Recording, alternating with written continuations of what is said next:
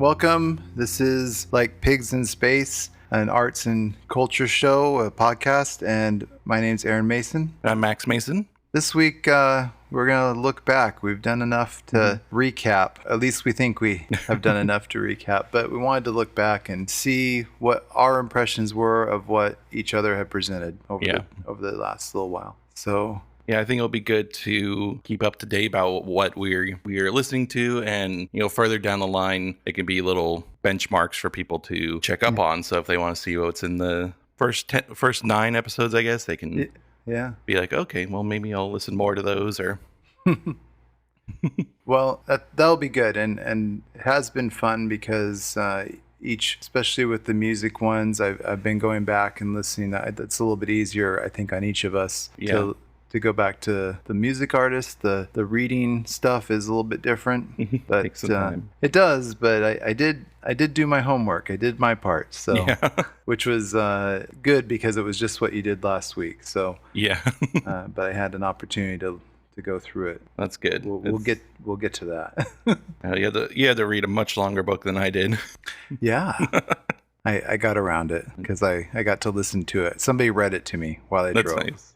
Yeah, so it was very good. So do you just want to start at episode 1 and we'll go back and forth? Yeah, so I did listen. I went ahead and listened to Ants from Up There as soon as you put that up, and I pulled it up, and I've been listening to it and kind of trying to get an idea of it because it has a lot of stuff in it that reminds me of other artists. And it is, I understand why it was picked, because it does mess with a lot of different genres, and including the fact that his singing is kind of seems like he's contemplating whether or not he really wants to sing. Yeah.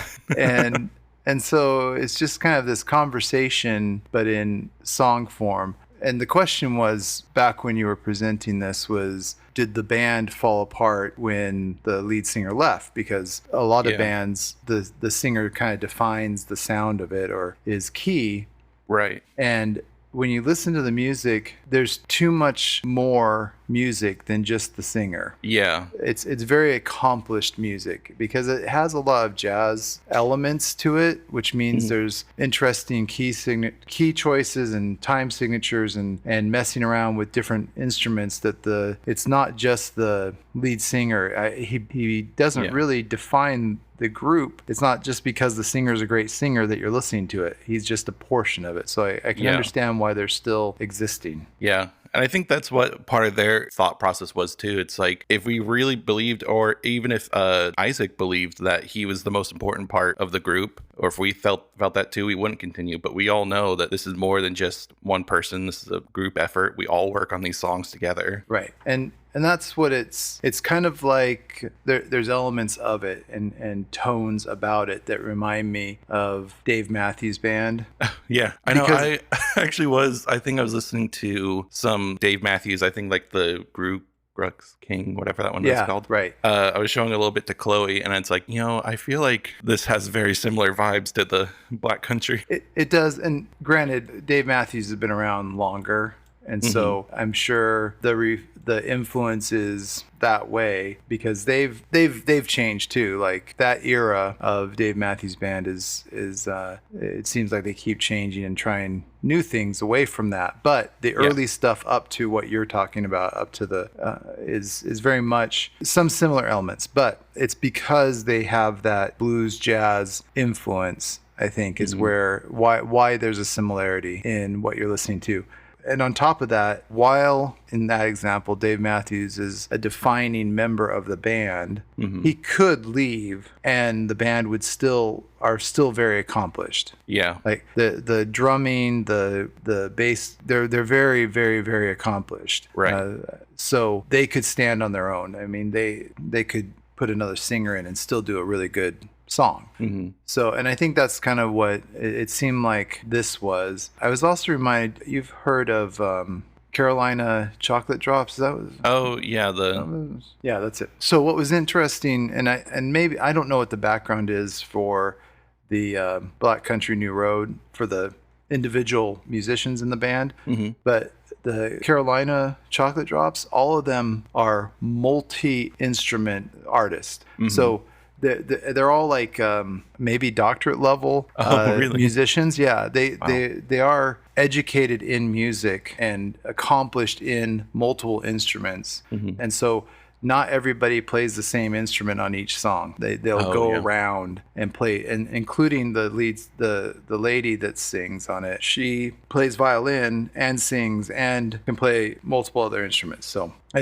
so again, they can be very accomplished and sing a lot of variety. So that I did like the variety of that. I think that as you described it, some of the songs probably hit harder with you than I enjoyed the music, but I kept looking for some of those songs that, and maybe I just haven't given it heavy enough listen, but that tore you up, and they weren't hitting the same way. But I understand, and that's the neat thing, is that there's a lot of songs I listen to that tear me up, but I can't even tell anybody why they tear me up. So that was kind of fun. I think with like the multi-instrumental aspect of it, I think that's something they've really stepped into on the album after this. Good. Because they all do play a lot of other instruments. Like the girl who plays bass plays guitar in a few songs. The drummer plays banjo on some songs. Oh, very good.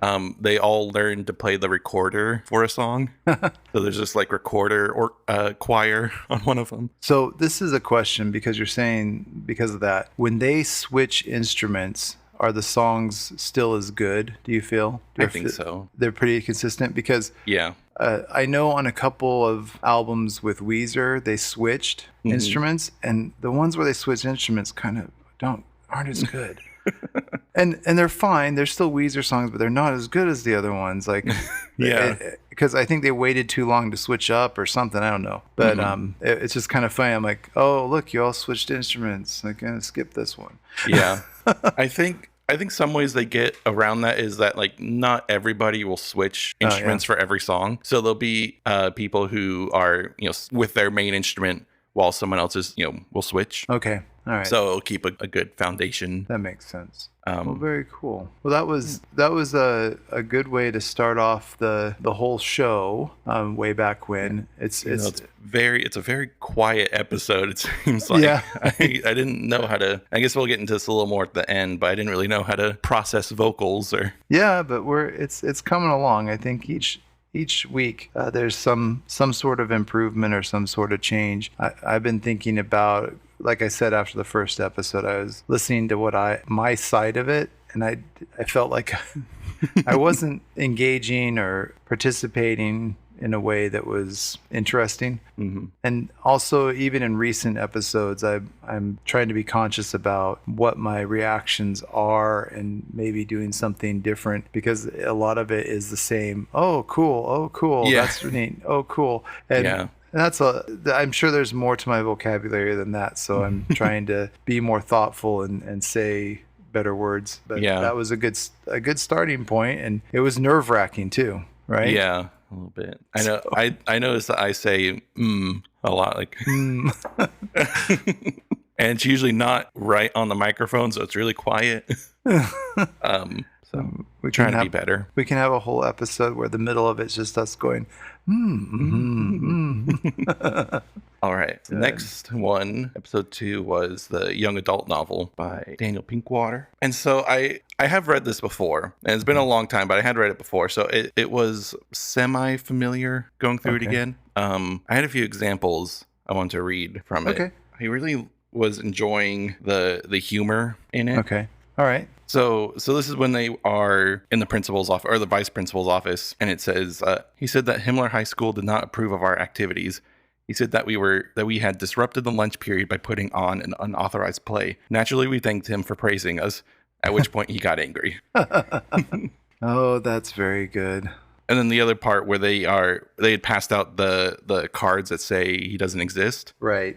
They say it's in French. Yeah. Do you know what this card is? Yes. Yeah. And what do you, he says, and what do you weirdos have to do with these? Mr. Greenblunt asked whoever.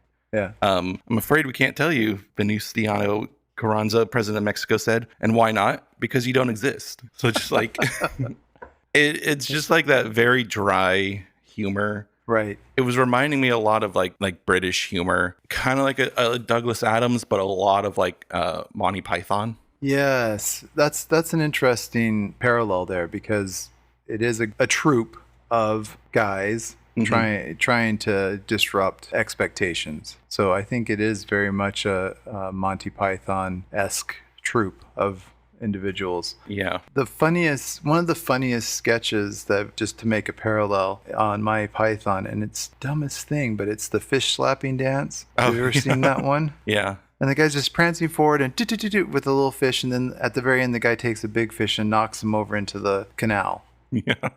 It just doesn't make any sense, and yet I can never stop watching that. Yeah. It's just brilliant in its craziness, and it, Yeah. very similar, and especially because they, during that one you're talking about, where he's talking about the card, they each take turns answering him Hmm. different parts of the response, and that's the really funny. That's Yeah. funny too. It's like, what do you know? And he goes, so Captain Colossal, then the narrator, and Igor, and all of them respond in their part because they share, but they also they give their, well, it has your name on it. Yeah. It's Like in they're all front- just united in thought. And, yeah. Um, That's what I like, and I always want to, again, try and confuse authoritarians who are too serious about themselves. That reminds me that I did have an occurrence that replicated that kind of bold-faced honesty, and yet it was, Yeah. my honesty somehow was disrespectful. So Yeah. when we first had a VW thing a long time ago, when Veronica was baby, in the engine, should have known. The guy said, oh, it's got a great engine. We take it up to the lake and put our jet skis in the lake all the time with it. Well, when you put your jet ski in the lake, the engine goes into the lake, and the engine's at the back of the car, and the engine's made of magnesium, and so it rots out the engine. So I had smoke pluming out of the vehicle after a while, and so we had to replace the engine. So replaced the engine. I was driving it back to work, and I worked at Sky Mall, Okay, which was, and you'd go in the gate, and then there was this huge empty lot in the middle of the property, and there's fencing all the way around because we're down in the bad part of town of Phoenix. And so Lauren and I were there, and I was like, hey, you want to go for a ride in my car? It's working now. And he's like, sure. And so we go, and we start doing donuts in the empty lot because the thing doesn't bottom out ever. Yeah. And just and we saw somebody, and we go and we come back inside, and then our supervisor comes in and goes up to me and goes, were you doing donuts in the lot? And I was like, yeah. And he goes, don't do that. And I was like, okay. I was very proud Yeah. of doing. I was like, yeah, did you see it? It was cool. You Like, did a great job. I'm on my own path there. Yeah. So that was probably Pinkwater's influence there. Yeah. And then the other thing that I got while I was reading this, I feel like there's a way you could read this book that is very dark and very kind of deranged and obsessive. Yes. How they talk about Kevin, the real Kevin. Yeah. Oh yeah. And so I had fun reading it that way towards the end. It's like this like dark comedy. It can be very dark because there's a lot of bad stuff that happens. Yeah. And Kevin's probably going to be a problem later on. If revisited him as an adult, probably would be a very unpleasant person. Yeah. So But interesting. Yeah. Good read. Good read. Do you feel more subversive because of it? Yeah, I do. I do remember feeling like I get why someone, especially like at a young age, could read this and then feel very anti-establishment Right. from that. Right. Because it makes it seem fun to do. Well, Or like to have a group of friends who are all united in the same goal that's all unique to themselves. yeah, I agree with that. And sometimes my group was a group of one because I still wasn't going to take high school that seriously. But it's one of those things, it's one of the contributing factors that are, well, this is something weird to do, and I'm going to go ahead and do it. And Yeah. But I also don't. The thing that's nice about this, because there's a version of this that is not version of this story, but a version of this kind of high school disrespect that also victimizes people. Like Mm-hmm. there's that kind of comedy too that's more victim based and more harmful. And I don't like that as much. I like this as just I'm not going to take you seriously. Yeah. And I do my own forms of rebellion that are more just about confusing people and not about hurting people. Yeah. And so I do like that because they seem good natured. Awesome. Okay. So yeah, that's my thoughts on the book. Cool. All right. So, and then the following week, we talked about video games and art. And I think that was an interesting move. And like I said, I agree that there's a lot of art in video games. There's a lot that is formulaic because after a while, there's a lot of video games that come out that's just looks like it's the same mechanics and you just put a different background on it. Like this is Grand Theft Auto, Buccaneer version, and you're on a boat instead. Yeah, right. Or some first-person shooter game, and it's just a different background or different thing. And most of those I don't particularly enjoy. I spent a lot of time watching folks play Halo, and the other one is the Call of Duty. And then they had a Call of Duty where you get to a certain one, and you unlock a zombie version of it. Yeah, very popular. Yeah, and it's not terribly uplifting. Yeah. And it's pretty dark, and I mean, so it's funny that this is called The Darkest Fairy, and it's pretty light. Yeah. Right. But Yeah, I do remember you guys playing this quite a bit. So I do get that. Like I think that's what kind of happened with Zelda for a little while. That was very like, the first game was really great and the couple or so after them were really good too. But then it kind of just became the same thing. It's like, go to this place in this temple, you'll get an item and you'll hit the boss 3 times and right. That's the level. So it got to the point where it's like they were putting out games and they were like technically very good games, but it's just like this is the same thing all over again. And so that's why I think when Breath of the Wild and Tears of the Kingdom came out, they're very different Zelda games. They're like completely, you don't even have to do anything with the main story and you can still do everything the game has to offer. That's really interesting because that makes it more of a world for you to explore through. And I think based on the play that you did on Neopets and how it was, I think it was kind of innovative and it was more expansive than you expected it to be. Like there's more to it than it was a much bigger universe than you would have expected from a branded game. It's right. Not, it was I don't know. It's always funny when you get something that's related to. It's just a marketing ploy, it seems like, but then it's better than it should be. Right. It's always an interesting thing. It's like it's not its own. And yes, it's branded as this thing, but it's better than it should be. Yeah. And that seems like Neopets did just that. Yeah. Because I think a lot of heart went into it, a lot of care. Yeah. Because, it wasn't like the first like open world game or anything. Right. There were other like more expansive games, but I think the guy who created Neopets wrote the story for The Darkest Fairy, and like he was had the whole story in mind, so made sure that it made sense within the whole context of the brand. Right. And so there was a lot of care that way to make something special. And Neopets didn't they have a card game with it as well? Like that's the base. So there was some gameplay understanding before a video game at least. So that may have helped, but it also seemed like it was just fun. And that's always good. I was thinking back to the first video game that I played that wasn't really 8-bit. It wasn't a 2D move back and forth across the screen thing. And when we first got a PC, somebody gave me Castle Wolfenstein, which is the predecessor to Doom, which is out. Oh.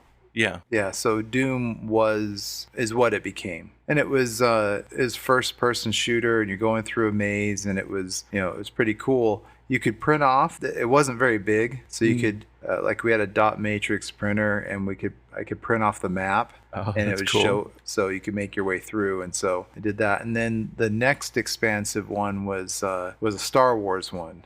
Okay. Yeah. there. And that one, that's where my limit got me to, is it was too frustrating. So all I did was look up all the cheats, and I'd fly over the maze and then land where I wanted to. Nice. Yeah. And so I didn't really play the game, and then you guys were getting too fighty, so I gave it away. Oh, okay. But yeah, it was interesting. I mean, it was fun to control it, but I would also be like, "Here, where's a cheat? Let's try." Yeah.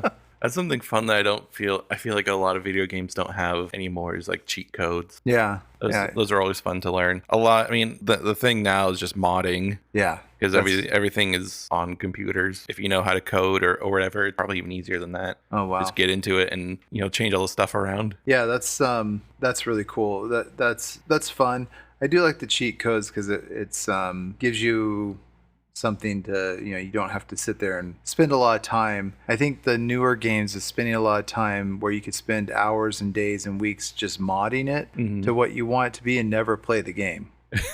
Right? Yeah. And that's fun. The McElroys have a whole series about modding the game so much that it's ridiculous, which is hilarious. Yeah. But also indicative of what it is. Whereas what I think the most ridiculous cheat code, it's not really cheat code, was when when Microsoft put a flight simulator in Excel. Oh, so, yeah. Yeah. Right. The first version, I think it was Windows 97. I think that's what it was in. An Office, there's a certain cell that if you went to that cell and you typed a code, it brought up a flight simulator. Oh, cool. And you're like, why is this program so huge? Because it's got a flight simulator in it. That's why this program's so massive, because there's a flight simulator coded into it. Yeah. And so it was just always like, I'm bored. Let's go over here. Oh, look, I got a flight simulator. Yeah. That was always funny. It's like, that's cool. Well, good deal. Good deal. Okay, episode 4 is True Stories, movie by David Byrne. Yeah, so I just watched it this morning. Okay. So hopefully it's still fresh. Yes. First of all, I like that there wasn't really like a cold open to it or anything. The movie just starts, like, it just shows the title and it's just like True Stories. Yeah. A story about a bunch of people from Virgil, Texas. Right. Which is kind of unique in its own way, and I think a lot of movies will have their little intro sequence and whatnot. But then some of the quotes, like, I get what you mean by his like stunted speech. Right.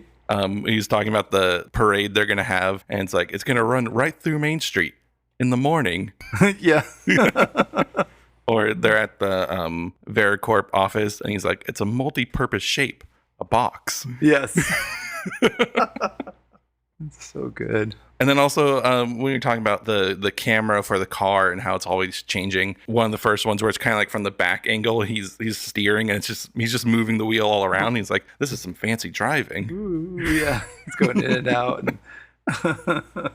But it makes me think like it does feel like it is a movie, but it also feels like it's a documentary style too. Right. But it just like switches back and forth between that feeling constantly. So it's kind of hard to get the feeling for what it really is. And it's kind of both, but yeah, that's what is really interesting, is because there is a vignette where you step out and it's a movie about this person, or you step out and it's a documentary version of talking to this person, or it's just something happening or action going on. It's just, it's really super innovative and unique in all of that. So yeah. And I was wondering like how much he knew about filmmaking before starting. Like if he just liked films and kind of was like, I think I get the gist of it, or if he had a vision and just surrounded himself with people who could help him accomplish that. Yeah, I think they had relationships with people who were artists anyway, and then the Stop Making Sense was done by a very good filmmaker, and I can imagine that he probably picked up.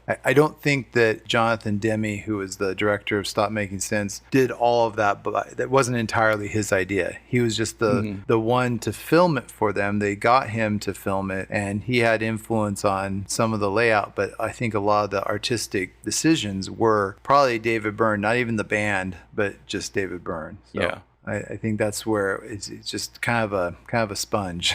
Yeah. That picks up on that. So I also think that Pee-wee's Big Adventure came out the year before. Oh, okay. And And so I think there's a lot of similarities between Tim Burton and David Byrne, not necessarily the style, but the quirkiness that came. Both of them are approaching this in kind of a humorous, but subtle, but quirky kind of way. And I think it was just a time when there was enough money going around that you could be weird and still successful. Right. So it's cool. Yeah, it's really neat, and you can see some similarities between both of those films in that they're not really what you'd expect. So. Yeah. Well, the other thing, speaking of things not really expecting, is some of the commentary it has about like life in a small town, right? And the good and the bad of that. Like, Virgil's very much like a company town, which are kind of interesting places. I was looking into them a little bit because I just finished watching Severance. And Severance, the Lumen Corporation is very much, the whole town around that is a company town. Everyone works there. Lumen owns like the hospitals and whatnot. And, and I don't think Vericorp owned everything, but a lot of things were based around that. And they even kind of talk about that in the dinner scene they have with the mayor, right? With the food. And he's like, what do the peppers represent? Yeah. But then also about like conspiracy theories with the church, the preacher there. Yes. Well, and it's funny that the preacher is the one exposing the conspiracy theories. Yeah. In a way, it's like he's playing a role that the church doesn't usually play. Yeah. Right. and the song's great. The puzzling evidence is it gives you hope that not everybody's that there's people are questioning things and trying to see, but also conspiracy theories kind of are kooky like televangelists, I guess. Yeah. It's funny that they're both, kind of overlaying both. So yeah. So that was cool. And then just right at the end, I really like the stage that they built for like the talent show at the end. Yes. Just the visuals of it were super cool. That like glowing green and the red stage and it's beautiful. Yeah, that was really cool too. There was a couple of shots that make me think. I wonder if there was one shot where it's like a field and the sunrise that looks a lot like. There's an album called Earth 2. Yeah, and who did that one? The band is Earth. The album is Earth 2. But you see, it's just like that horizon image. Some of the shots in the film remind me a lot of that. And I don't know if that's where they got the inspiration. I mean, when this album came out, 1993, so maybe. Yeah. Yeah, it's interesting the back and forth influences of all that. Yeah, because it's not like totally obscure. I mean, it's well known enough for Radiohead to pick up on it. Right. That's and I think it was pretty well. The film was pretty well accepted in the communities that were listening to the Talking Heads. It wasn't shunned by that group. They embraced it, and so it would have been well loved. I mean, I liked it. Yeah, it was really cool. Yeah. I'll have to watch it again. I watched it with Chloe this morning, but she had to go to work like halfway through, and she was really enjoying it. So. Oh, good. Well, that is great. That's great news. She can stay. Yeah. So, then we moved on to Sophie, and I'll try and say it. Oil of every pearl's on insides. I love every pearl's on insides. So I was listening to this is so unlike my comments on the first group, being that Sophie is completely doing all the sounds and all the singing and everything. When she passed, that was it. Yeah, kind of thing. Yeah. And it was I like electronic music anyway, or I've liked it a lot more, and just keep exploring it. And this album's really interesting for a number of reasons, and it just goes kind of this whole gamut of emotions and sounds and different approaches to can be very disjointed and disruptive at times, but then there's really nice musical times too. And so I was just listening to it again the other night, and I think it's both of the albums you've picked, both of the first ones that were kind of ones that I hadn't heard of. It makes me kind of think about why those are ones you would pick, because they have, is it just for the sake of who the artist was or the influence that they had on others? Because they're both albums that I enjoyed. I don't know if I'd listen to over and over again, but I'm glad that I know that they exist. Yeah. So I think they're important, and there may be other things that I listen to more, but I also know that they're albums that will have influence on how I look at things as well. And so I think for me, like what I do just genuinely enjoy the music of it, because I don't for me I don't really care too much about influence. Okay. Like when I was putting together the first one, I was reading a bunch of stuff like, oh, it's very obvious that like Black Country Road is inspired by like Neil Young, and it's like, oh, if you listen to this album, Sure, it sounds like what Black Country Road is. You know, this Neil Young album, it sounds like Black Country New Road trying to do their thing, and it's like, well, I don't know if I really care about that too much. Like, it's cool to know the history, but I liked this before I knew the history. Yeah. Speaking of that, I was going to mention the group before when we're talking true stories, but I think that I just watched, there's a documentary out now about Devo. Oh, okay. Yeah. And it just came out, Netflix or something, and their approach and their artistic approach and all that kind of stuff reminds me of course, some relation to how Talking Heads are, only Talking Heads, at least the True Stories movie is quirky like Devo, and Devo did movies before music videos were a thing. Oh, okay. So they're talking about how they were told that the record company wanted to go and put cutouts of them, life-size cutouts in all the record stores. And they're like, well, how much is that going to cost? And they said, it's going to cost $5,000. And they said, can we have the $5,000 and we'll go make a film? So they went and did that. And this was before MTV, like a year before MTV showed up. But what I'm going back to is that they also did a song with Neil Young, and Neil Young was a fan of Devo, which is kind of hilarious. And they did a cover of one of his songs. Oh, cool. and he played on it. So so that's kind of interesting to have that. Sure, Black Country New Road. Oh yeah, it's like Neil Young because it's kind of I know they're British, but it's kind of like that Americana or folky kind of thing.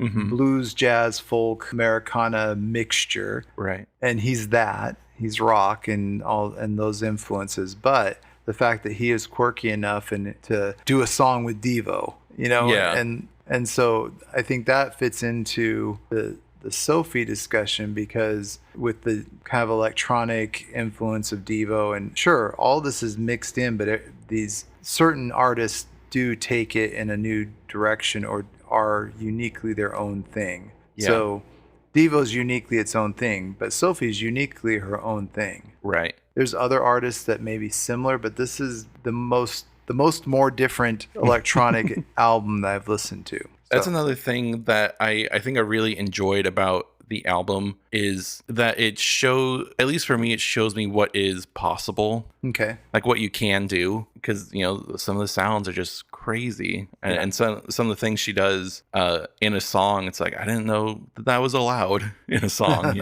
and so I like a lot of things like that. And there's other things that, like, I might talk about this later at some point about the group Death Grips. Okay. Who, like, I really appreciate that they exist, and the sounds and the production they're able to do. But I just don't like listening to the music though.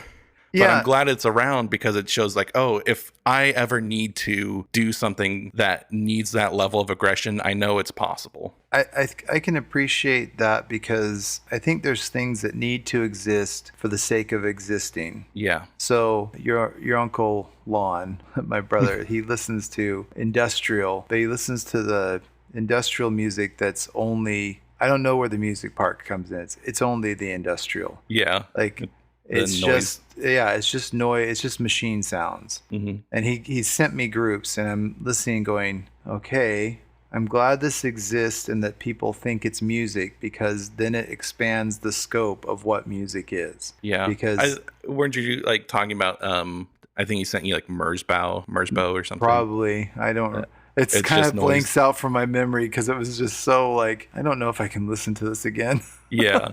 Yeah. So but I think that it's important that it's there. I think it's important that people enjoy that kind of thing. I think it's important that a lot of kinds of music exists. Like it's important that yodeling exists, it just is because Yeah. there's a lot more to it than just the fact that it's kind of a goofy yodeling sound. It has a lot of history it was used for communication because it changed the way the voice was used and made it broadcast for a farther range. Yeah. And so you can understand why early country and western would use yodeling because then they'd be heard above the instruments when there was less of a PA system. Yeah. So like there's this whole thing you can just the stream of consciousness for why something exists. And so Right. pushing something to the fact that we have machines making music because we do electronic music.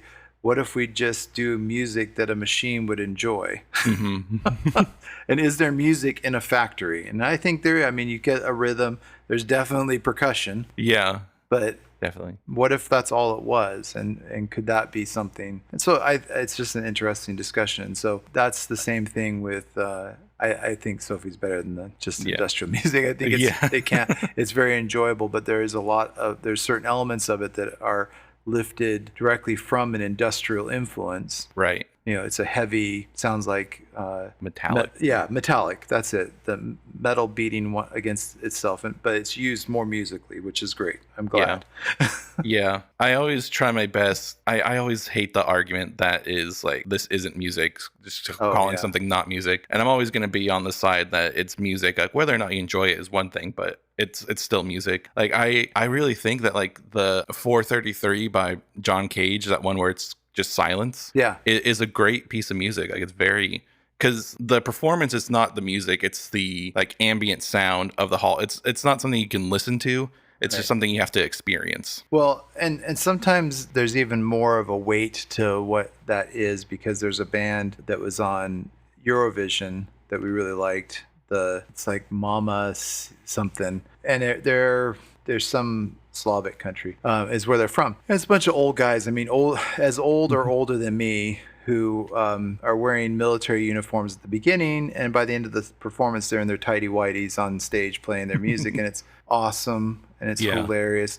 But their biggest selling album, they're an act that's been around for a while, actually, and their biggest selling album was an album with no recording on it. And so it was kind of a protest thing that they put out, and it's just got nothing on it, but it's a whole album of nothing. And that was one of their biggest sellers. So that's something that a similar thing the band Wolfpack did. Okay. They put out this album it was a bunch of different songs, but they were all silent and just different length. And they were like, hey, put this on when you sleep, because we're going to scam Spotify out of a bunch of money.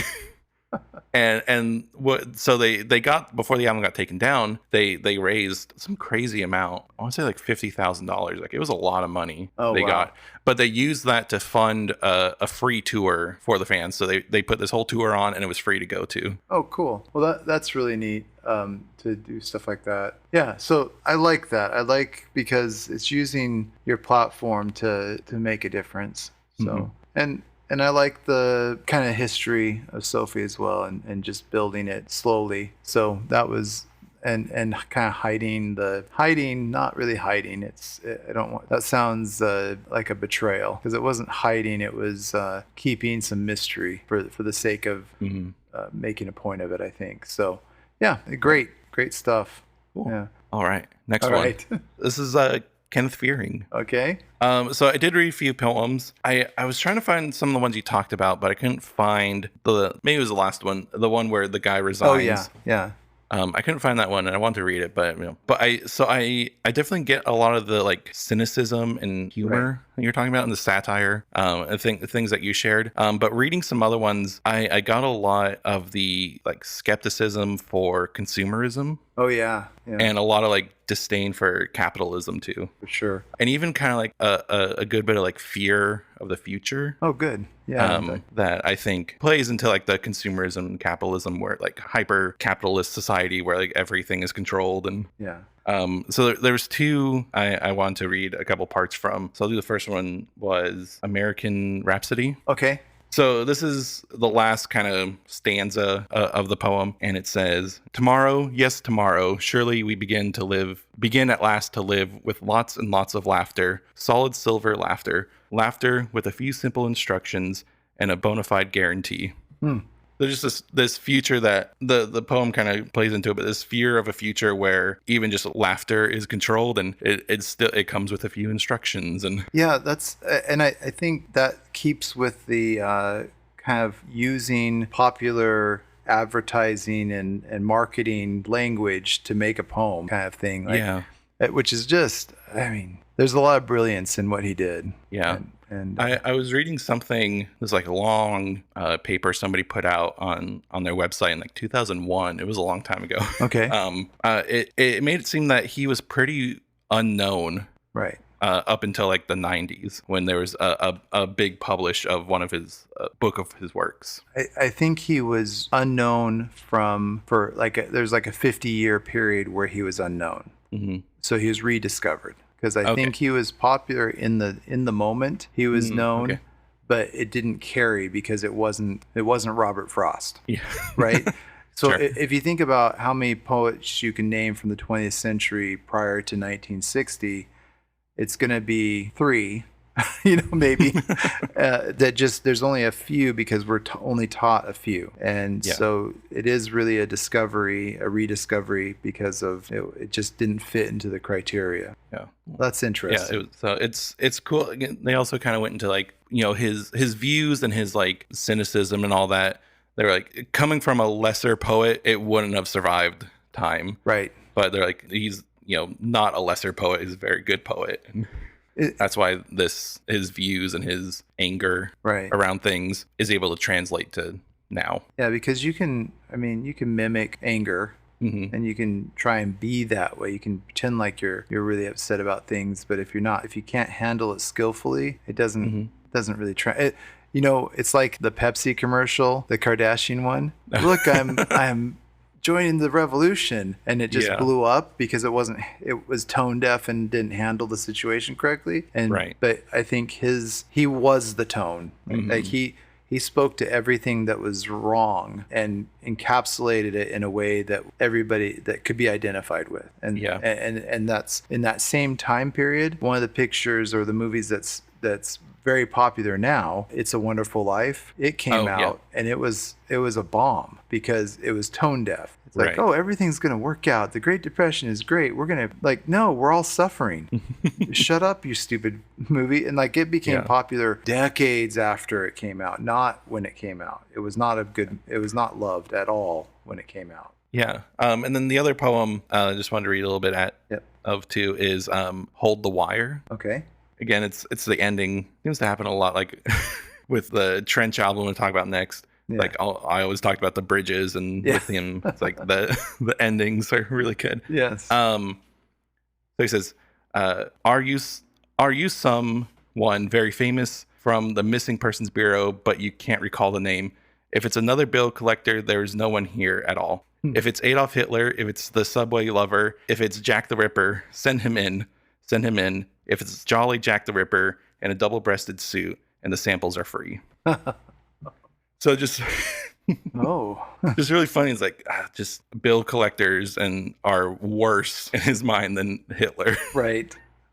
Oh wow. Which in a way, yes, yeah, they're more invasive. That's good. I like that one. So very funny in a way, but also like very anti-capitalist and all that, which is great. Yeah. Well, very good. I'm glad you found some additional. I mean, there's a lot of material out there, so I'm glad you found some additional pieces to highlight.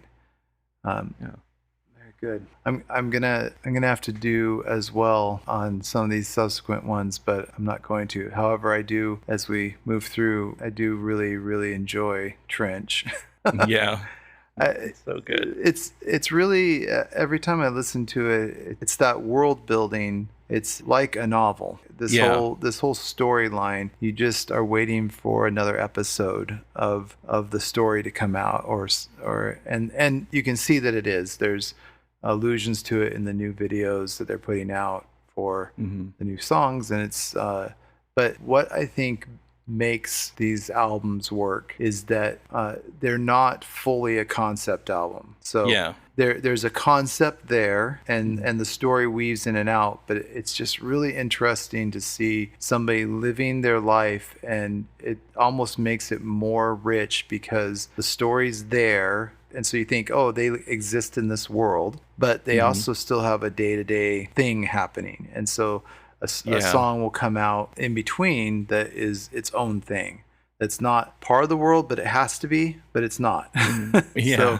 So, and that's what makes, I think, the brilliance of 21 Pilots is that they have a world. They have a world, a context for all their music, and that makes their music their music. It's totally unique, really, and identifiable. And so they have a baseline for where everything's coming from, but they can also have songs that step outside of this bigger story, and which means they're not confined by a limited concept, and that's very enjoyable because of the two new songs released, one is very much in the world of Trench, and the other one is Drum Show, which is just fun. Every time, it's really amazing to have album after album after album of a band, and you want to listen to every song. That's hard to do. And that just, even my favorite groups, very few of them can do that. And so that's something I really like about Vampire Weekend. Yeah. Is that all their albums are super consistent and super good, and you can just trust that if they're going to come out with something, it's going to be good. Yeah, and it's not just trying to get the song on there that's the hit and then filling in space. Yeah. You know, you can, and that's maybe that's why I like alternative music, which just kind of lives in that world a little bit, is because they often are not trying to step up to just being a pop star. They're doing something subversive on some level. And that is what I see in this 21 Pilots and their approach to everything. They are unique in that they're still staying true to a lot of it's just the two of them and producing this music. And then you're like, how can that even be? And then you see them in a live situation and you're like, well, because they can create it on the fly. and so they are very talented. And that's a whole nother skill set, the technical side, that allows them to be productive as well. I was thinking what you said, and like putting out songs in between albums that don't necessarily align with the story, but can in some ways, is when they put out their Christmas song. And I don't remember exactly the timeline, if it came out before or after Scaled and Icy, but it was somewhere around there. It was one way or the other. And in the Christmas music video, there's a TV that comes by and it says like SAI is propaganda. So just like, you know, it's a Christmas song that doesn't really have anything to do with anything, but also like, hey, you know, this album is going to be different because it's not really us. Oh, yeah. And that's really funny and very good. But then it also it also is like, okay, well, does it mean that because it's on a TV, and on the Blurry Face album they have the song We Don't Believe What's on TV, right? It's like, is that true? Which part of this is true? To be able to keep the context alive in your head, you know, is just neat, because it does seem like nothing is uncalculated. It's everything. If it's on the TV and they said don't believe it's on TV, then you're going to have to, because you know that they're intentional. You know that they're an intentional group, that things don't just happen. And yet I think other things happen. There is some chance it works out. I think any poet and any writer knows that some meaning occurs because the universe kind of forces it to happen. I've written enough that was considered accurate by somebody, and there's no way that it was from my own experience. It was my observation, but it was no way as deeply meaningful, except for the fact that when you study the human experience, sometimes you hit it right on. Right. So very good. Good album. Really good album. Got another album after this. No. So yeah, this is a Back to Basics, Billy Bragg album. And so I listened to this on the way home from Spokane, which maybe wasn't the best idea because it's pretty bare. So if the car was a little loud, sometimes it's kind of hard to tell what was going on. But what I did pick up on is I really liked how like the brashness and like the attitude of his voice Right. was matched in the guitar. Like the guitar is also very brash and very in your face, and Right. Yeah. and like it feels live. Like I can't imagine he does a lot of overdubs No. or anything. I'm sure if just both things were recorded at the same time. Yeah.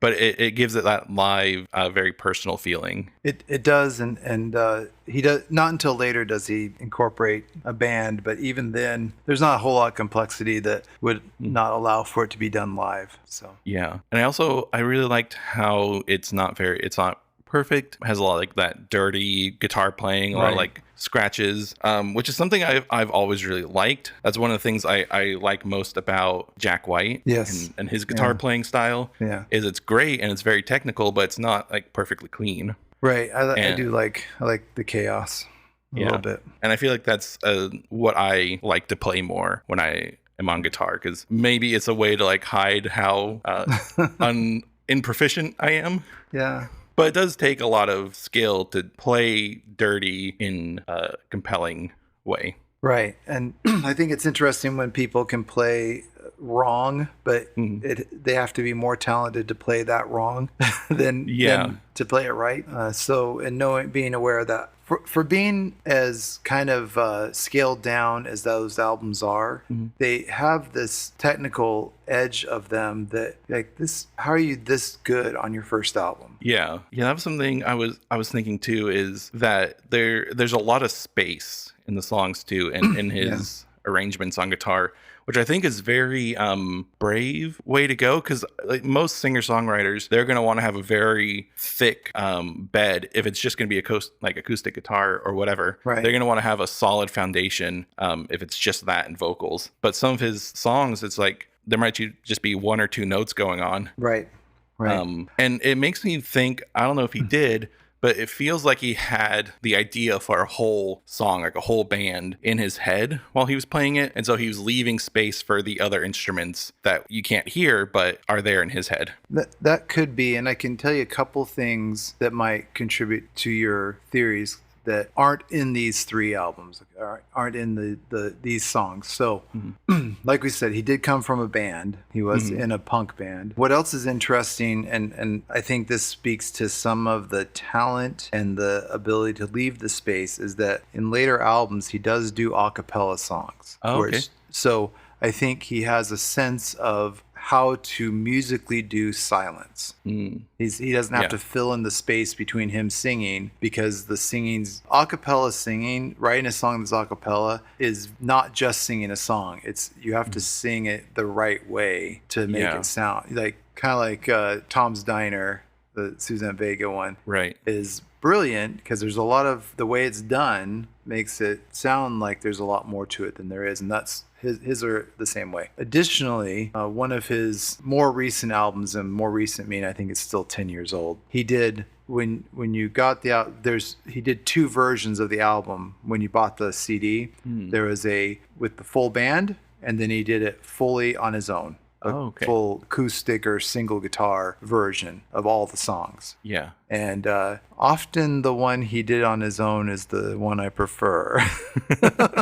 But it's good to see, both are there, and it's obvious that there's talent both ways. And that's and so speaking to what you're saying is I think he's conscious of of those spaces and all that. So that's really cool. It's cool for you to find it, and then me to know later that it does come up.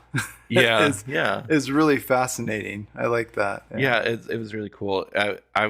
I felt myself kind of filling in the spaces too while I was listening. There's one song, I don't remember which one it was, but he does this like a scale like kind of run up in one of the songs, and it's like that sounds like definitely something that would be like a full band moment, but he just does it on his own, and it's really cool. I know the song you're thinking of. So you had somebody else in the car when you were driving, right? Yeah. What did they think of it? She was asleep. Yeah. For most of it. Oh darn. Okay. And then last thing I'll say is that I'm glad that you told me some of the lyrics, because it wasn't always the easiest to understand. Right. what he was saying. It's not. In fact, the one song "To Have and Have Not" that I is just the song that I love the most is the lyric is up in the morning, get out to school. Mother says there'll be no work next year, qualification, and then there's the way I hear it in the song is the exact opposite of what the actual lyric is. Oh, okay. Like it's so there's a lot of those where it sounds like he's saying not, but he does not doesn't exist in it. So there's I know. Sometimes when I'm reading the lyrics, I'm like, oh, that's what he's been saying all these years. Yeah. So I'm glad you got to listen to that.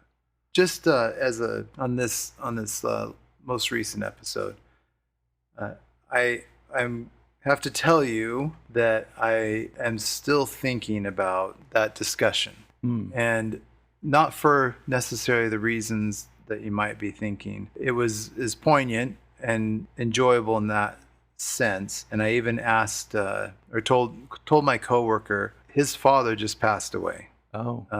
Just in the last month. And so I told him that this episode was coming out and that it might be interesting to him because there's a whole bunch of questions about dealing with grief and all those kind of things. And he's like, oh, thanks, But mostly as a credit to you for designing those questions in that way and thinking of the episode in that way. I've been very proud of and bragging about your abilities to ask questions. And thanks. And that's what's been haunting my thoughts to use to make it appropriate to the discussion.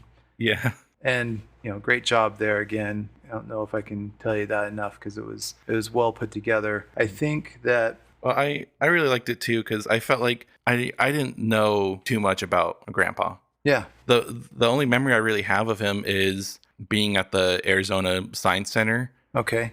And I think that's just because there's a photo of it, so it's a little easier to remember. But being on like the pulley chair that they have there. Yeah. But I didn't know him that well, so I really enjoyed hearing from you what he was like a little more. Yeah, and that's cool because you could have. How old were you? So you were 5, 4. I was about to turn 4. Yeah. So yeah, that makes sense. You don't really get a good picture of things when you're 4. Yeah. Well, good. I'm glad that was. I'm glad for it, and I'm glad to be able to put it down somewhere. It's committed to the archives of history now, and there's some additional thoughts on who he was, and like I said, that there's been a lot of discovery since then on my part too of who he was and how similar. I found out stuff after he passed that helped me understand some of my feelings about what's right and wrong in the world. Is that he was, before he got married, he was on the liberal civil rights kind of side of history. Really only became conservative just because of, family life and all those kind of things were what led him down more of a conservative path, because he respected my grandfather Stedman. He respected him and saw him as more of a father figure than his own father, because his own father was an alcoholic and all this. So, there's some additional stuff, but he was very much the story that I had of he received a black power fist from a coworker because the coworker thought he was a cool guy. I think there was a lot more to it than that. And I've never gotten the full story because my mom glossed over anything that showed too much of it. It didn't work. I've always had a feeling of being more socially conscious, and now I know it's probably ingrained. Yeah. So not to keep returning to that, because I do want to comment on this thing between us, the book, and listening to it. I thought that, number one, the parts that you picked out were absolutely key scenes that I think you did a really good job, because when those came up, it wasn't because they were familiar that I was, noticed them. It was because that was a moment that you needed to take notice. Yeah. And it was a lot of gut punches, which was great. They needed to be there, and it needed to be told that way. But also the mystery of it, I think calling it a horror novel is doesn't tell the whole picture. Yeah. Even though it wants to be. I don't know. If I was listening to it, I think it's more magical realism than it is a horror novel, but there's still very much some scary elements to it. And what was interesting is I listened to it, and then I was listening to some other podcasts. One of them is Radio Rental. I don't know if it's is that the Rainn Wilson? Yeah, the Rainn Wilson one, and it's people telling their stories of weird events. And it was about some lady, and she was an au pair, babysitting for some family, and they let her stay in this their grandma's house down the road, and there's some intruder in there, and that they kept hearing the sounds. And it reminded me of some of the scenes of that book where they're hearing these sounds like, what is this? There's stuff happening. The difference is that in the book it's more otherworldly, and theirs, the family was letting somebody stay there but not telling her that person was living in the basement. So it was super creepy. So still creep factor of 1,000 on both sides, right? And then the ending, I won't, again, I'll preserve the ending and not spoil it, but the ending of this thing between us is heart-wrenching and absolutely appropriate. Yeah. But could be very disturbing to somebody. So, but it was interesting because there was a lot of peace to how it ended. But it is also ends abruptly. I mean, it's fairly abrupt, and you're like, that's really interesting. I don't know what there's really no follow up. It just ends, and it's like. Do you feel like what I said about the cover of the book? Do you feel like I think I said that it represents the ending?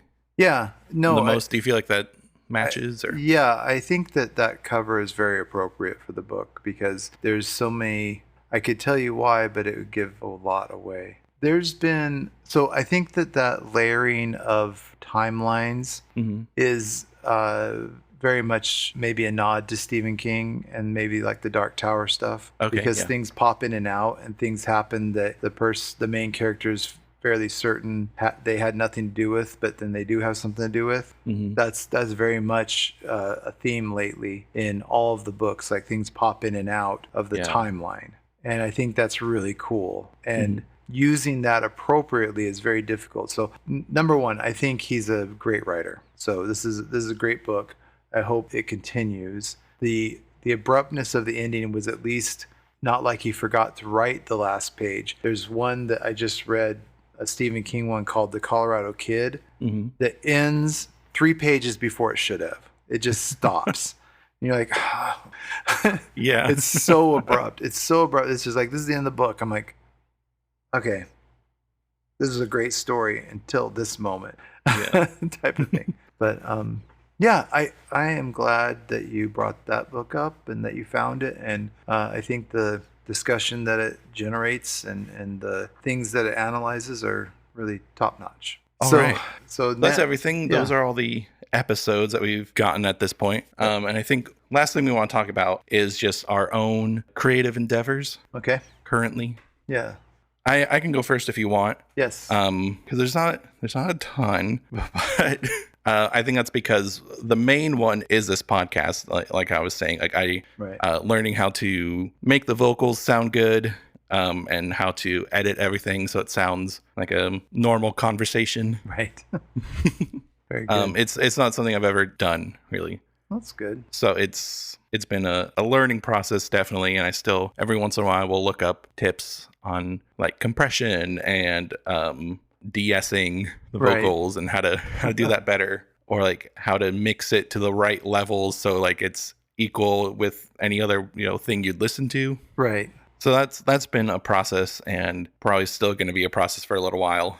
Is it an enjoyable process? I think it's a really fun process. Okay.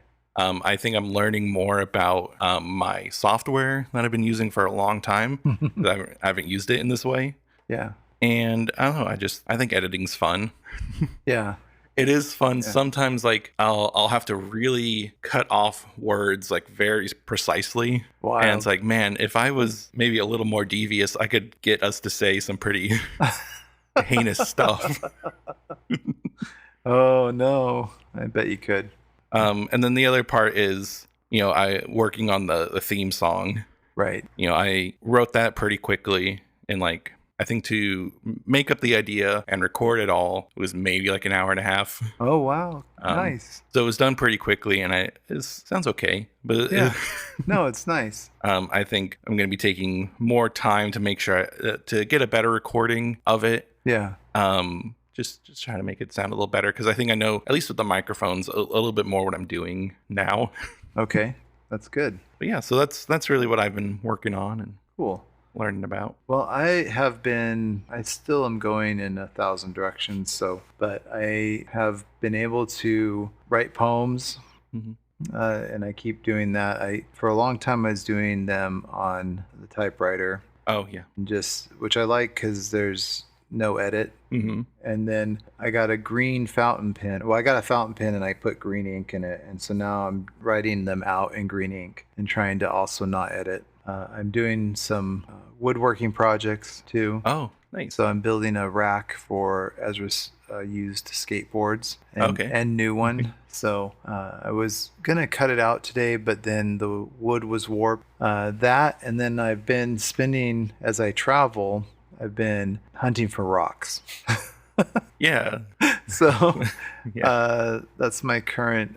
I think I've missed out a lot because I have traveled quite a bit and I never really looked as much as I do now. And I went to a place that I'd been wanting to go to here in Arizona and found fire agates. And then I was looking when I was in El Paso, and they said, "Oh, there's this place that has peridot, which is a greenstone." And I think that's my my birth cool. stone. Well, I've got a bunch of it now. But you just drive off into nowhere in the middle of New Mexico, and it's a caldera, a blown up old volcano. So it has these cliffs of volcanic rock, and it spewed out rocks full of peridot. I was like, well, I hope I find some, and then it's everywhere. It's scattered. Just like I was like, I hope I find some agates, and there's just scattered everywhere. I'll be working towards getting lapidary equipment so I can polish and cut and polish is the next step, because I really enjoy going to the gem show, but I realize I enjoy more finding stones on my own. And so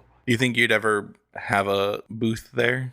I don't know there if I'd have one, but I could see doing street fair or something, or one of the local. They have lots of like farmers markets where you could set up and have crafts. So I could see learning how to do jewelry. I really want to polish by hand, not do the tumbling. So that's a whole thing. I just that's what I keep trying to do something creative every day.